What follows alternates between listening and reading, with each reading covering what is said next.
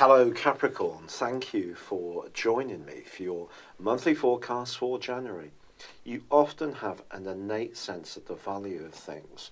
This is because you're steadfast, you analyse things in a thoughtful way, you don't necessarily rush to action, but when you do, you can be utterly reliable and very progressive because Mars, the planet of drive, is actually exalted in your sign. So once you've got a real sense of your strategy, then you can work things into motion in a way which can really be sustainable, sensible, and practical. Now that's a great part of your nature, and by the end of January, you're going to be falling back on that because there is the potential for some real improvements in your financial situation from the 18th onwards, and that's something really positive. But there is also a total lunar eclipse which occurs on the 31st, which could challenge some of your ins and outgoings in terms of what's really vital and what's not, and there may be some adjustments to make. But in the early part of the month, what is so exciting for you is the opportunity to really reach for the stars in a much more idealistic way, to not just be very grounded and versed in what you do, to be a bit more spontaneous, to live in the moment. And this passion is going to come from the conjunction between Jupiter, the planet of hope, growth, and of course good luck, and also Mars, which both link in a wonderful sextile to Pluto in your sign. Now they're going to provide a trigger, a lever for activity and progress throughout this year. So don't underestimate how your initiative, but also crucially your connection to other people, can be so important to how you go forwards. So although you can be very single-minded at the start of this year, and that's what you should do, if you can also be collaborative and cooperative in the way you link with others, you're going to be making the best of both of those worlds. And this brings us back to the activity in Capricorn, because of course Saturn, your ruler, has returned back home to you after an absence of 25 years.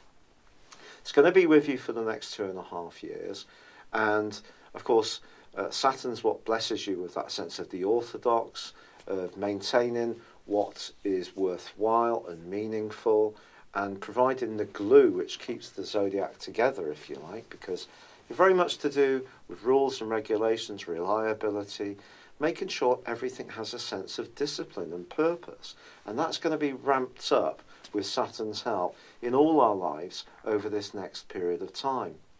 But also the Sun is combining with Venus in Capricorn at the start of this year, and this is a delicious conjunction, and one which is going to give your sex appeal a huge boost. And of course, because Mars is exalted in your sign, once you really are passionate about something, you can be a very earthy person in a more sensual way. So the inference is clear here, Capricorn, basically. It's about you taking a firmer grip on your life direction, making sure that where you're going is much more directed by you. You're not necessarily just living out your life to suit the expectations of others. And it's possible over this next 2.5 year period that some elements of your everyday world, whether it's work or patterns of behaviour or even relationships, may fade out of your situation if they no longer serve a useful purpose for you. But the exciting thing is they can be replaced by new beginnings. And that's the way you should see this time. Think big, have great hopes, but at the same time be aware that it's what you do that's going to be so crucial. Don't wait for other people to initiate things. And then by the end of this month, I do think you're going to start to see some rewards filtering through. It is true that in the last few days, a more psychological background comes from Mars's move into Sagittarius, which could throw up some old issues from the past, but I'll tell you more about that in February's forecast, because it only arrives on the 27th. But the eclipse on the 31st of this month is very much about your values. So whatever you're setting out on in this new year, whatever's shaping up for you, try to take more direct control of it, but have a long-term vision. But at the end of the day, it's all got to be driven by your core values, and that has to feel right for it to really work for you.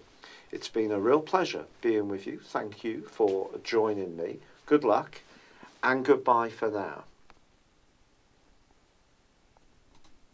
Hello, thank you so much for watching my video. I'd love you to join me at my Horoscope Ace app.